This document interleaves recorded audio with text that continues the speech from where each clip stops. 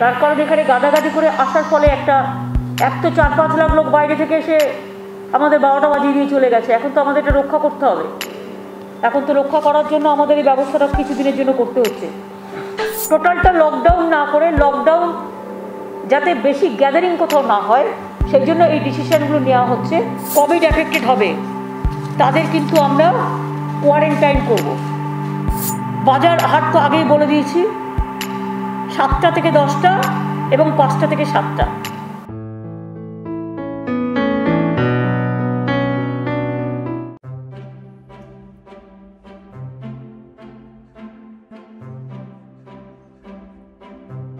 Priority আমাদের Covid, আমি আগেই বলেছি, কোভিড নিয়ে ডিটেলস আলোচনা করার।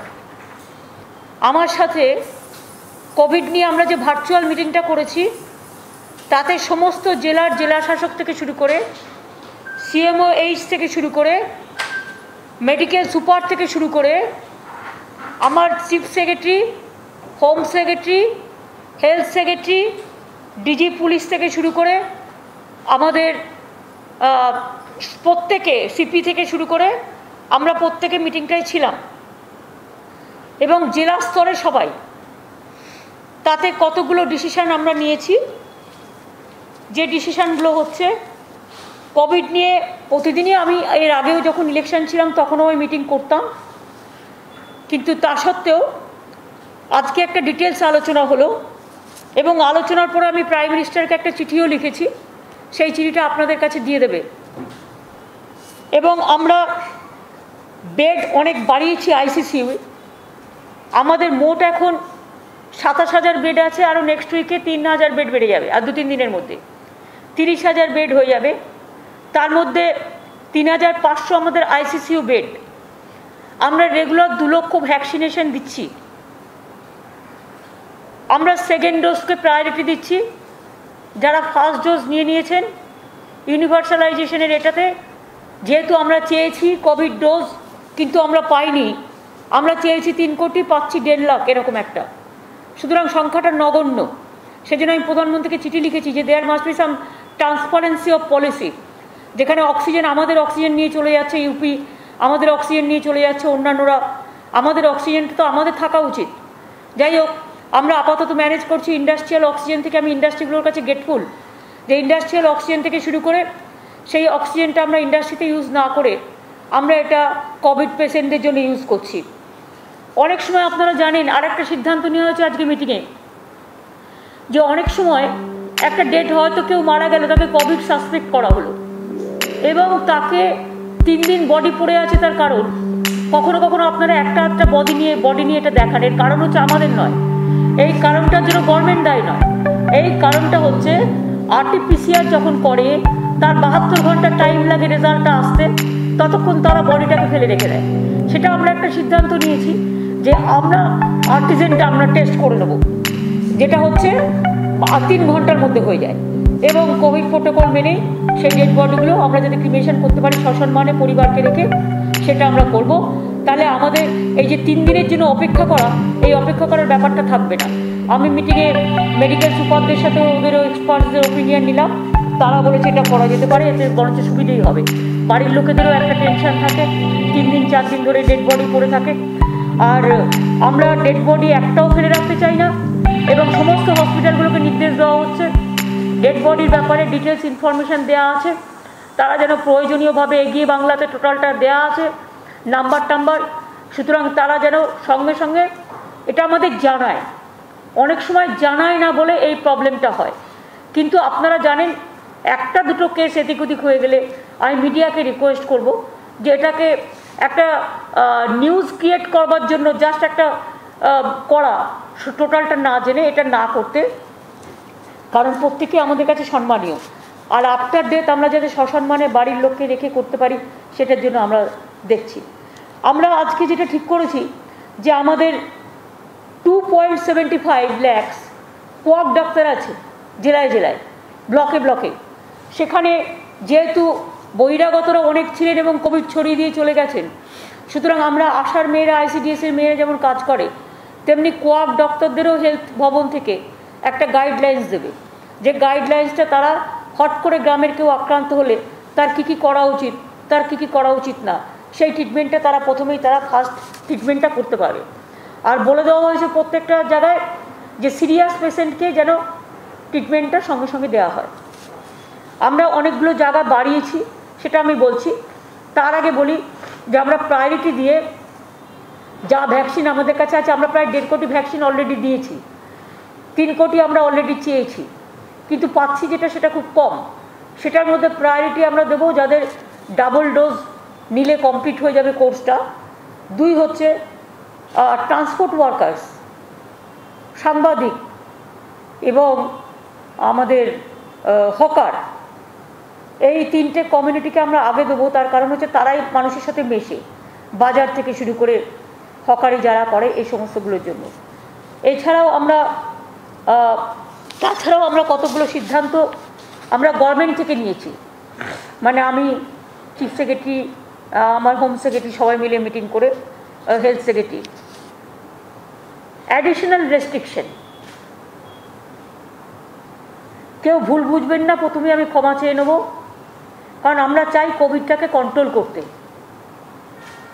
আগের বারে ঝড় আমরা থামিয়ে দিয়েছিলাম, এবারে স্ট্রিংটা একটু ইনফেকশন বেশি করছে, সেই জন্য আমাদের ইমিডিয়েট কতগুলো এফেক্টিভ মানে অ্যাকশান নিতে হচ্ছে। পাবলিকের যাতে কোনো রকম প্রবলেম না হয় সেদিকে নজর রেখেই আমরা নিচ্ছি। তবে মাস্কটা আবার সবাইকে বলবো ভালো করে পরার জন্য। বাজারে বাজারে যেমন গোল্লা কেটে দিয়েছিলাম আমি, ওই গোল্লা কেটে দিয়ে যাতে বাজারে যারা যাবেন হাত স্যানিটাইজ করে যাবেন বা সাবান দিয়ে হাত ধুয়ে যাবেন এবং বাজার করে নিয়ে চলে আসবেন। বাজার করেই বাড়িতে জিনিস নিয়ে ঘরে ঢুকবেন না। বাজার করে আসার পরে সেগুলোকে ভালো করে গরম জলে ধুয়ে বা যে প্রসিডিওর আছে মেনটেন করে করুন, তাতে অনেকটা কমে যায়। আমরা সবাইকে বলবো মাস্কটা কম্পালসারি ব্যবহার করতে। মাস্ক যে ব্যবহার করবে না সেখানে কিন্তু আমাদের একটু কঠোর হতে হবে। আপনাদের সকলের আবেদনে আমি বলবো যে মাস্কটা সকলকে ব্যবহার করতে। আমরা স্টেট গভর্নমেন্ট অফিসে 50% অ্যাটেন্ডেন্স করছি এবং আমরা all shopping malls, shopping complex, malls, beauty parlours, cinema halls, restaurants and bars, sports complexes, gyms, spa and swimming pool are close. মানে যতক্ষণ পর্যন্ত ফার্দার অর্ডার না বেরোবে। তার কারণ হচ্ছে আমরা চাই না এটা ছড়াক। All social, cultural, academic, entertainment related gathering are prohibited. All social, cultural, academic, entertainment related gatherings are prohibited. মানে যতক্ষণ পর্যন্ত কোভিড সিচুয়েশনটা ডেভেলপ না করছে। নট মোর দ্যান 50% অ্যালাউড, যেটা হচ্ছে কোনো ম্যারেজ সেরিমনিতে বা সোশ্যাল গ্যাদারিংসে বা কোনো কালচারাল প্রোগ্রাম, ছোট্ট করে প্রার্থনা করলো, প্রার্থনা সভা করলো, 50 জনের মধ্যে করতে হবে, তাও সেটা টাইম টু টাইম পারমিশন নিতে হবে। উইদাউট পারমিশনে হবে না। যেমন সামনে রবীন্দ্র জয়ন্তী আছে, রবীন্দ্র জয়ন্তীতে তো এত বড় করে না, কবিগুরুর ছবি লাগিয়ে অলরেডি আমরা ওদিন মামাটি মানুষকে ধন্যবাদ জানাবো বলে মামাটি মানসিক সরকার অলরেডি ঘোষণা করেছেন। সুতরাং ছোটো ছোটো ছোটো ছোটো করে প্রোগ্রাম হবে এবং গভর্নমেন্টেরও রবীন্দ্র জয়ন্তীর প্রোগ্রামটা আমরা ভার্চুয়াল করে দেবো। রেস্ট্রিকশনস ইন টাইম ফর হাট বাজার, রিটেল আউটলেট অ্যান্ড স্ট্যান্ডঅ্যালোন শপস। এটা হচ্ছে স্ট্যান্ড অ্যালোন শপস, যেগুলো 7টা থেকে 10টা খোলা থাকবে এবং 5টা থেকে 7টা। এটা একটু চেঞ্জ হবে, হ্যাঁ পরে চেঞ্জ করছি। অল সোশ্যাল, তার মানে মানুষ বাজার করতে পারছে, মুদির দোকান খোলা থাকছে। টোটালটা লকডাউন না করে, লকডাউন যাতে বেশি গ্যাদারিং কোথাও না হয় সেই জন্য এই ডিসিশনগুলো নেওয়া হচ্ছে। এগুলো বাজারও চলবে, অর্থনীতিও চলবে, গরিব মানুষের অসুবিধাও হবে না, অথচ কোভিডটাকে আটকানো যাবে। সেই জন্য টোটাল লকডাউন না করে যেখানে যেখানে ক্লোজ করলে ভালো হবে সেই সব জায়গাগুলো আমরা বেছে নিয়েছি। All social and political gathering shall be prohibited except the cultural and prayer, যেটা বলেছি আমরা 50 জনের মধ্যে, সেটা পলিটিক্যাল নয়, cultural. Assembly gatherings up to 50% only with physical distancing shall be permitted for cultural and religious purposes at a time with prior permission of local authorities and shall be notified. Permission নিয়ে করতে হবে। Movement of all local train to be suspended from tomorrow. তার কারণ এখানে গাদাগাদি করে আসার ফলে এক তো 4-5 লাখ লোক বাইরে থেকে এসে আমাদের 12টা বাজিয়ে দিয়ে চলে গেছে। এখন তো আমাদের এটা রক্ষা করতে হবে। এখন তো রক্ষা করার জন্য আমাদের এই ব্যবস্থাটা কিছু দিনের জন্য করতে হচ্ছে। এবং ট্রান্সপোর্ট, স্টেট ট্রান্সপোর্টও যেটা আছে সেটা 50%, ইনক্লুডিং মেট্রো, এটা আমরা 50% করে দেবো। No flight will be allowed to enter Bengal, Kolkata, Bagdogra, Andal from 7th May midnight from anywhere outside the state without RT-PCR negative test report of last 72 hours before boarding and proper health and thermal screening of passengers. বাইরে যেই প্লেনে আসুক তাদের RT-PCR must এবং তাদের RT-PCR করে 72 ঘন্টার আগে থেকে সার্টিফিকেট নিয়ে আসতে হবে। অনেক সময় আমরা দেখছি কিছু ফেক সার্টিফিকেটও চলে আসছে, সুতরাং সেটাকে সার্ভাইলেন্সে রাখবার জন্য কখনো কখনো র্যান্ডাম সার্ভে হবে, যে সেটা যাতে ফেক যাতে না হয়। আর ইন কেস এনি প্যাসেঞ্জার্স যারা আর কি কোভিড এফেক্টেড হবে তাদের কিন্তু আমরা কোয়ারেন্টাইন করব এবং quarantine facility to be arrange by airport authorities. বাইরে থেকে যে কেউ আসলো আর ঢুকে গেল, সার্টিফিকেট নিয়ে আসতে হবে, সার্টিফিকেটও আমরা রিচেক করব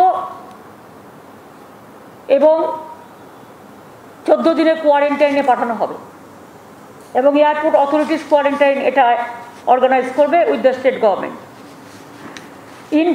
ইনকামিং প্যাসেঞ্জার্স যেটা হচ্ছে মানে long distance trains, even interstate যেটা বাসেস, ম্যান্ডেটারি তাদের RT-PCR টেস্ট সার্টিফিকেট নিয়ে তবেই ঢুকতে হবে।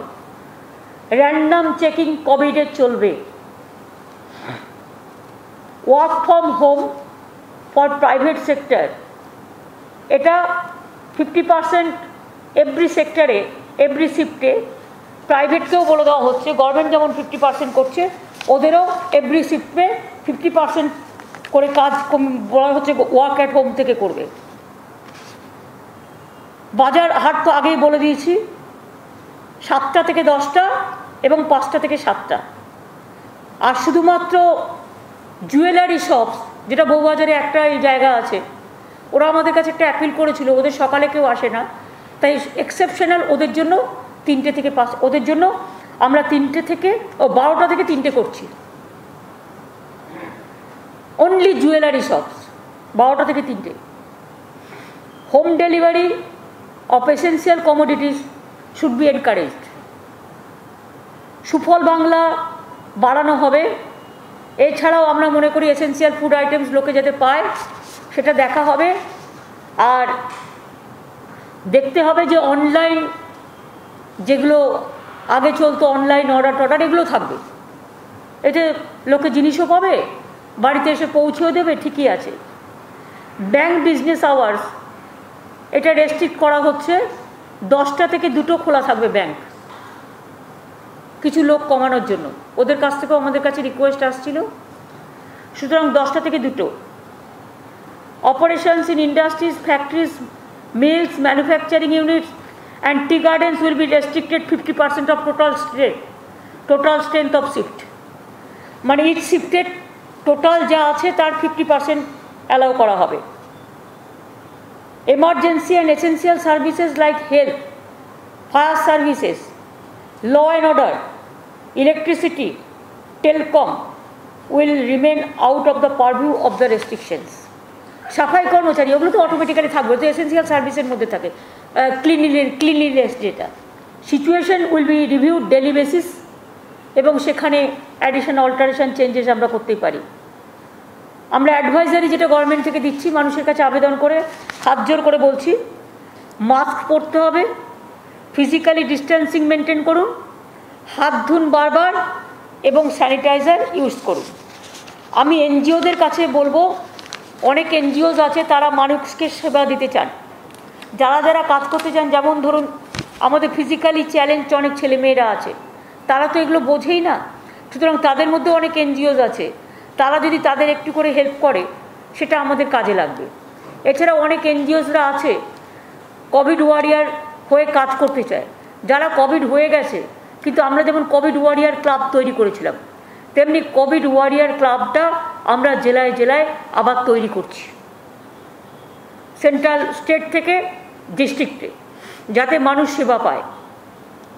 আর প্লাজমা ব্যাংক আমাদের 20টা আছে, আমি এটা আরও বাড়াতে বলবো।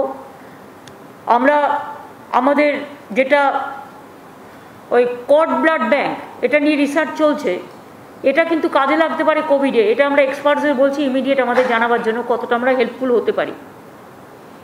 Sanitisation of offices, work places, বাজার্স, industrial units, commercial establishment, sanitisation must করতেই হবে। এবং এক্ষেত্রে চেম্বারসগুলোকে আমরা রিকোয়েস্ট করবো তারা যদি এক একটা মার্কেটের দায়িত্ব নেয়, যেটা আগেরবার তারা নিয়েছিলেন এবং করেছিলেন। যে যে chambers of industries are interested তারা হোম সেক্রেটারি বা চিফ সেক্রেটারিকে এটা জানাতে পারেন।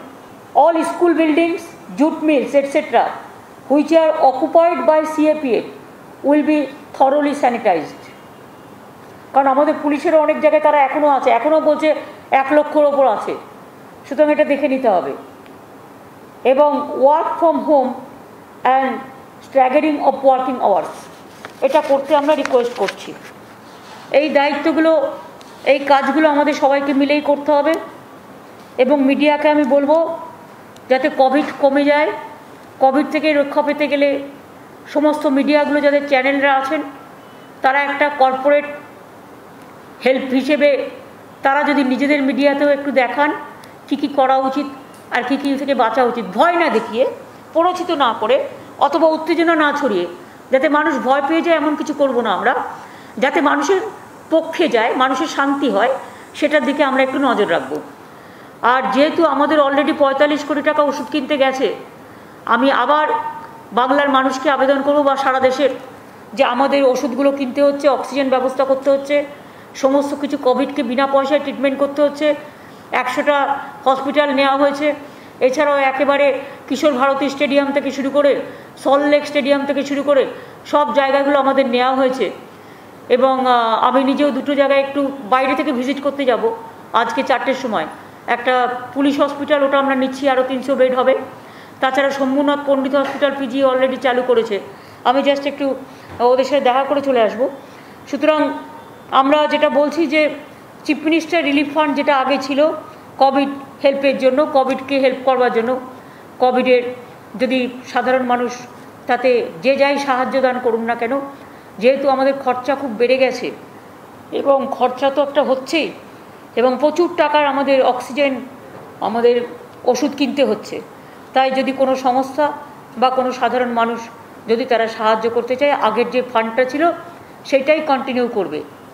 আর প্রধানমন্ত্রীকে যেটা চিঠি লিখেছি আমি মেনলি, যে কোনো কোভিড নিয়ে ট্রান্সপারেন্ট কোনো পলিসি নেই, অক্সিজেন নিয়ে ট্রান্সপারেন্ট কোনো পলিসি নেই, ভ্যাকসিন নিয়ে ট্রান্সপারেন্ট কোনো পলিসি নেই। এই পলিসিগুলো ঠিক করতে এবং যাতে আমরা পাই, কারণ আমি দেখছি কোনো স্টেট পেয়ে যাচ্ছে, কোনো স্টেট পাচ্ছে না। আমি সকল স্টেটের জন্যই বলছি, ইউনিভার্সাল ভ্যাকসিনাইজেশনের জন্য বলেছি, যেটা আমরা আজ থেকে শুরু করব বলেছিলাম। 3 কোটি চেয়েছিলাম, একটাও পাইনি, 1.5 লাখ করে দিচ্ছে, যেন একটা ভিক্ষা হচ্ছে। কিন্তু অন্যান্য অনেক জায়গা আছে যেখানে প্রচুর পড়ে আছে মেটেরিয়ালস, অথচ যেখানে প্রয়োজন সেখানে পাচ্ছে না। সুতরাং আমি চিঠিটায় ডিটেলস লিখেছি regarding vaccination policy, regarding oxygen policy, regarding how to help the people. এটা ডিটেলসটা আপনারা আমার চিঠির মধ্যে দিয়ে পেয়ে যাবেন। এই পর্যন্ত আজকে হয়েছে। আর একটা কাজ করেছি আমি, covid is my priority. So first meeting আমি কোভিড নিয়ে করেছি। সেকেন্ড মিটিং আমরা ডিজি আর এডিজি ল অ্যান্ড অর্ডার নতুন করে করেছি, এবং ডিজি হয়েছেন, পুরনো ডিজি ছিলেন যিনি বীরেন্দর, তার মে মাসেই রিটায়ারমেন্ট আছে, সুতরাং তার মাত্র কয়েকদিনের জন্য, সুতরাং তাকে ফিরিয়ে দিয়েছি তার এটা। আর জাভেদ ছিল এডিজি ল অ্যান্ড অর্ডার, জাভেদকে ফিরিয়ে দেওয়া হয়েছে। বাদবাকি আরও টুকটাক করে কাজ করা হচ্ছে। আর যিনি ডিজি ছিলেন তাকে আমরা ফায়ার সার্ভিসের দায়িত্ব দিচ্ছি, আর যিনি এডিজি ল অ্যান্ড অর্ডার ছিলেন তাকে সিভিল ডিফেন্সের দায়িত্ব দেওয়া হচ্ছে। বাদবাকি যা চেঞ্জেস হবে পরে আপনাদের আমি জানিয়ে দিচ্ছি। এখন যেটা হচ্ছে সেটা হচ্ছে প্রত্যেককে স্ট্রিক্টলি বলে দেওয়া হচ্ছে, প্রত্যেকটা এসপি এবং ডিএমকে কোনো রকম কোনো ইনসিডেন্ট টলারেট হবে না। এবং যদি কেউ কোনো ইনসিডেন্ট করে, বিশেষ করে আমি দেখতে পাচ্ছি লক্ষ্য করে যে জায়গাগুলোতে বিজেপি জিতেছে বেশিরভাগ, সেই জায়গাগুলোতে কিন্তু অত্যাচার হচ্ছে। আপনারা যদি ব্ল্যাক স্পট হিসেবে দেখেন, এবং যখন অত্যাচারটা হয়েছে তখনও এটা ইলেকশন কমিশনের আন্ডারে ছিল, আমার আন্ডারে ছিল না। আজ 3 মাস ধরে পুরো ডিটেরিয়েট করেছে সিচুয়েশনটা, এবং তাতেও স্পরাডিক কয়েকটা ইনসিডেন্ট হচ্ছে, সব কিন্তু সত্য নয়। অনেকগুলো আমরা বের করেছি যেগুলো হচ্ছে ফেক। বিজেপির সমস্ত পুরনো ইনসিডেন্টগুলো ফেক ইনসিডেন্ট হিসেবে লোককে দেখাচ্ছে। আমি সবাইকে আবেদন করে বলবো বিজেপির ফেক ইনসিডেন্টে বিশ্বাস করবেন না। দু একটা ইনসিডেন্ট যেটা ঘটেছে স্পরাডিক, আমি প্রত্যেকটা পলিটিক্যাল পার্টির কাছে আবেদন করব যে প্লিজ স্টপ অল দিস। ইলেকশনেও অনেক অত্যাচার করেছেন আপনারা, এবারে অত্যাচার করা বন্ধ করুন, তা নাহলে কিন্তু আইনের পথে চলবে। আমরা চাই বাংলা শান্তিপ্রিয় জায়গা, বাংলা সংহতির জায়গা, বাংলা সম্প্রীতির জায়গা, বাংলা সংস্কৃতির জায়গা। সর্বধর্ম বর্ণ শ্রেণী মিলে আমরা যেন শান্তিতে বিরাজমান হই, আমরা যেন শান্তিতে বাস করতে পারি, যেন আমার কোনো ভাই বোন কারো ওপর কোনো রকম কোনো আঘাত না হয়, সেটা দেখতে হবে। আর যদি কেউ অন্যায় করে থাকে থানায় গিয়ে এফআইআর করুন, police will take its own action.